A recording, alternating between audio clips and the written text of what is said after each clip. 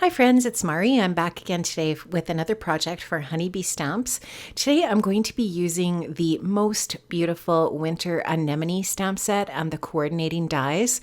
I absolutely love this set. It's one of my very most favorite florals in the Honeybee collection. I'm also going to be using the Ranger watercolor paper there that you see, and I'm just going to be creating a really soft watercolor effect using that beautiful stamp set. Now I am taking my anti-static powder tool, the little pouch. I am going to treat that watercolor paper with that anti-static powder, because I do want to do some heat embossing on that watercolor paper. So I have the paper in my mini MISTI. I'm going to ink up some of the stamps with some sticky embossing ink, and I'm going to just stamp that out onto that watercolor paper. I'm taking some Brutus Monroe gilded gold metallic, just beautiful embossing powder. This is a really fine embossing powder, and it just does such a beautiful job of embossing. And so you'll just see me getting that onto that inked up image of the winter anemone florals.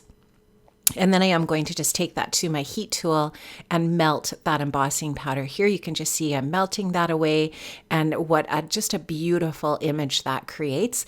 And then that raised edge of that embossing creates this really cool, almost like a well on your paper for the water to stay contained in.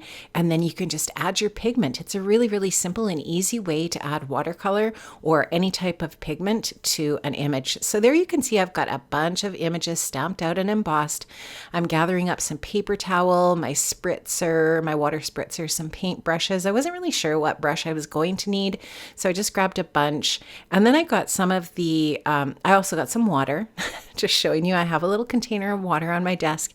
And I'm also using the three most recent releases of Distress Oxide ink. I've got some Speckled Egg, the Crackling Campfire, and then the new, I always forget the name of that one. It's called Rustic Wilderness. I don't know why I forget that, but it's that beautiful new rich green.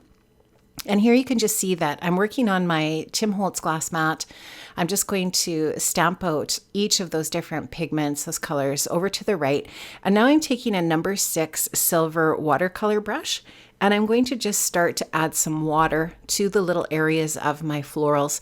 Now, this is a wet on wet technique. So what that means is that I've put water on the paper where I'm going to be working, and I just used my brush to drop that water in the different areas, and my paintbrush is wet, so that's the wet on wet. And now you can just see I go into the pigment, the ink that I've stamped out onto my mat, and I'm just grabbing some of that pigment on my brush.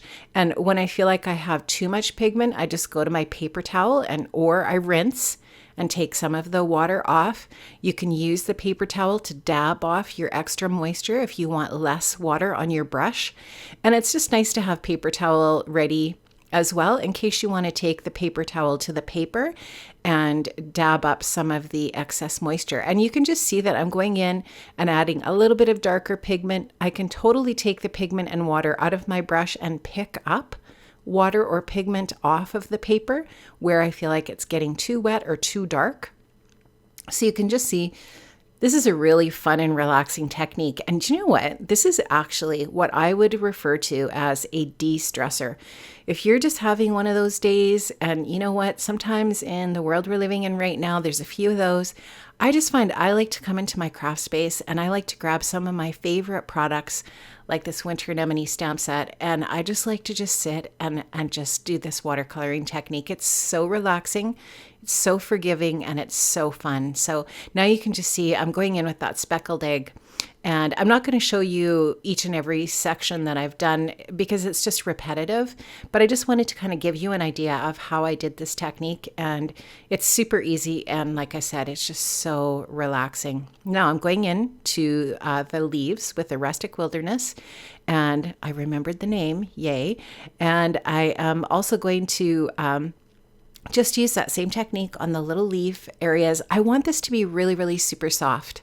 I tend to go a little bit softer with my coloring, whatever medium I'm using. And I just really like this really soft look I think it's just really pretty. Now I am going to use the coordinating dies that are sold separately. They coordinate beautifully with this winter anemone stamp set. I'm going to just use some purple tape to go ahead and stick those down, and I will take that over to my Gemini Junior. I'm just making sure I have these lined up really well. I'm just painstakingly taking the time to make sure that I have these in just the right spot. And I'm just going to take that purple tape, then tape that down and take it to my Gemini. Now I have my splat box out on my table. I'm going to splatter some gloss spray from Dina Wakley in white. If you don't have this product, that's fine. You can use whatever you have, some white acrylic paint, any kind of white mist that you might have if you want to add splatters. I just felt like, because this is kind of sort of supposed to have like a frosty look to it. It's not really a typical winter themed card necessarily, just because of the colors I chose, but I just thought those splatters of white would sort of make it look a little bit more wintry. Now I've taken a bunch of the dies from my stash and this beautiful holiday cheer paper pad, and I've cut out some papers for my A2 size card. I've used my A2 double stitch frames, and I've also used my scallop A2 frames to create a couple of rectangles for my card. I love these dies. If you don't have these, they are a must-have, I feel, in your stash. Just some really, really great basic dies. I'm also using my ovals, my double-stitched ovals as well, and I will leave all of these things linked up in the description box below.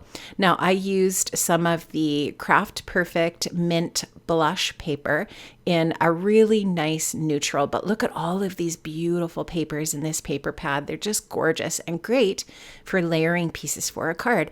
So I took this one that's just got sort of like this really beautiful pattern, and I'm going to use this gray cardstock as my base. It's just an A2 size card base. I've got it all folded here and ready to go. I wanted something neutral. So I'm going to take that first rectangle and get that stuck down. Again, this is from the Holiday Cheer paper pad. It's just a really nice neutral plaid. So I'm going to put that down as my first layer on my card base. Get that stuck down with my tape runner. Just using my grid lines on my mat to just make sure I have that all lined up really well. Now I'm going to take this kind of a teal piece, and I'm going to actually add some foam adhesive to the back of that and get that stuck down in a layer as well on top of that plaid paper. So you'll just see me here adding my foam adhesive in strips on the back of that paper. So now I'm just going to go ahead and take that and add it onto that plaid paper. And I just like how that foam adhesive gives that next layer a little bit of dimension. Now I'm going to take that beautiful Craft Perfect paper that's just got that beautiful embossing on it. I'm going to add that onto the center of my teal paper with my tape liner. And now you can just see that I'm going to add my beautiful die cut pieces to my card. And I'm going to do that with some foam adhesive as well, just some little foam dots to give that some pop and dimension as well on my card. And I'm just going to add them sort of opposite each other, almost on an angle to each other like that, and just leave kind of like a little space there for my sentiment. So you can just see I'm just going to loosely place these for now, just so that I can get an idea of my composition for my card, where I want my elements to be. And here I'm just showing you, I've die cut out these pieces, the word thanks from the Slimline Sentiments Eyelet die set. This is the thanks die I'm just showing you there. I love it. It's so intricate and beautiful. And I cut it twice, once from metallic gold cardstock and once from black. And I'm going to layer those on top of each other. And that, like I said, will be the sentiment for my card today. So I'm just using my honeybee glue tube, which I absolutely love and highly recommend. And I'm going to go ahead and layer those together, and then I'm going to glue that onto my card. And to finish my card off, I want to add a few of the Farm Fresh holiday gems. And so you're going to see me, once I get this all placed and where I want it to go, you'll see me grab my gems, and I'm going to place my gems onto my card as well, just using my craft pick.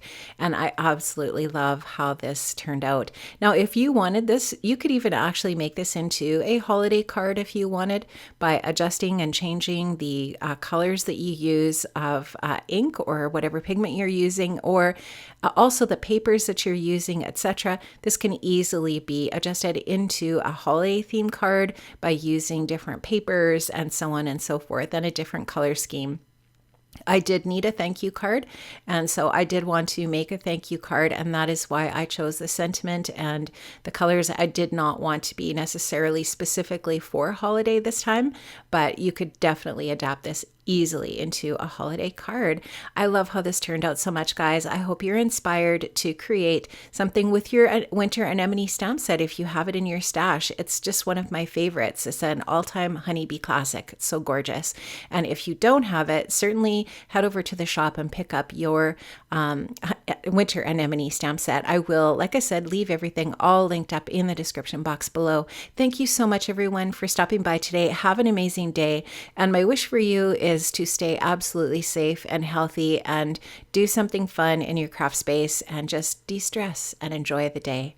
Bye, friends. I'll see you next time. Bye-bye.